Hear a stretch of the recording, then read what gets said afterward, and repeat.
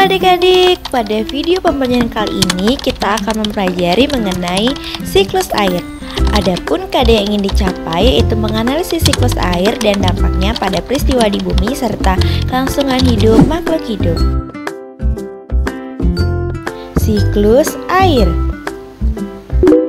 Pernahkah kamu berpikir dari mana sih datangnya air hujan? Dan bertanya-tanya kenapa sih air laut itu tidak ada habisnya? Nah, maka dari itu kita akan mempelajarinya hari ini. Habis hujan terbitlah terang. Tahukah kamu tanpa hujan kehidupan di bumi ini tidak dapat berlangsung. Seperti tumbuhan yang akan mati jika terus-terusan tidak mendapatkan air loh. Tetapi mengapa kita memerlukan hujan? Bukannya sebagian besar dari bumi ini terbentuk dari air? Yap, namun sebagian besar air di bumi itu termasuk air asin. Maka dari itu, hujanlah yang menyediakan air tawar untuk kelangsungan hidup di bumi.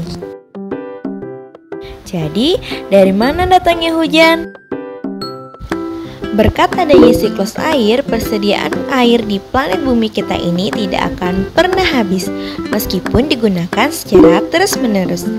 Lalu, apa itu siklus air? Siklus air adalah sirkulasi atau perputaran air yang berlangsung secara terus-menerus dari bumi ke atmosfer dan dari atmosfer ke bumi. Tahapan-tahapan yang terjadi dalam siklus air meliputi penguapan, kondensasi atau pembentukan awan, dan presipitasi atau hujan. Tahapan yang pertama yaitu evaporasi. Evaporasi adalah penguapan air menjadi gas karena panas matahari yang terjadi pada sumber air terbuka seperti laut, danau, dan sungai. Tumbuhan juga mengeluarkan uap air ke udara akibat terkena panas matahari. Proses penguapan air yang berasal dari tumbuhan disebut transpirasi.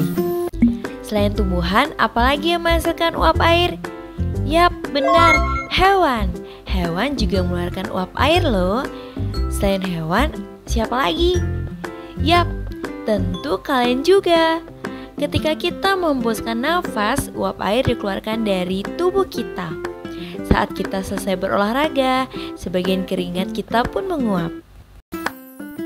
Selanjutnya, uap air dari permukaan bumi akan melayang ke langit dan membentuk awan. Uap yang dipanaskan menjadi dingin. Kenapa? Ya, karena udara di atmosfer jauh lebih dingin. Titik-titik air bercampur dengan partikel debu dan berbagai macam gas di atmosfer. Kumpulan uap air tersebut mengalami pengembunan membentuk bulir-bulir air. Proses tersebut yang dinamakan kondensasi. Seiring berjalannya waktu, awan akan semakin membesar dan awan yang semulanya berwarna putih akan berubah menghitam menjadi mendung. Awan ini disebut awan nimbus.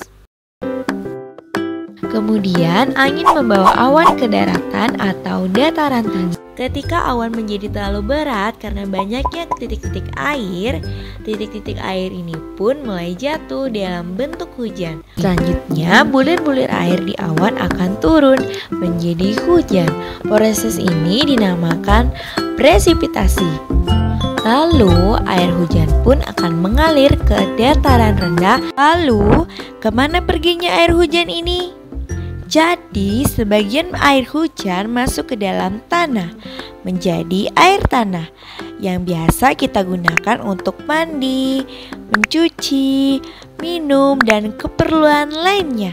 Dan proses ini akan terus berulang dan menciptakan sebuah siklus yang terjadi secara terus-menerus. Demikian penjelasan tentang siklus air. Semoga dapat memudahkan anak-anak dalam mempelajari siklus air. Jangan lupa untuk menggunakan air dengan bijak dan jagalah sumber-sumber air di sekitar kita. Sampai jumpa.